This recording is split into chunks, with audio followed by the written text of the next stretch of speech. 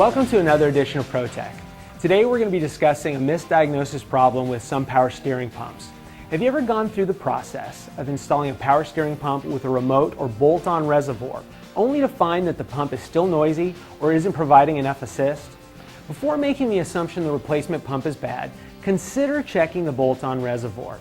This is found on a lot of late model, import, and domestic applications. There's a filter inside the reservoir designed to prevent debris from contaminating the steering system. The only drawback to this filter is that it doesn't have bypass capability, so once it becomes clogged with debris, it causes problems.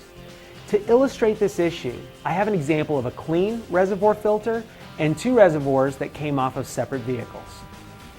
As you can see, the screen on the clean filter is free of debris and will allow power steering fluid to flow freely. This reservoir screen actually has a hole punched through it. Whoever did this realized the screen was clogged, but definitely took the wrong approach to fix the problem.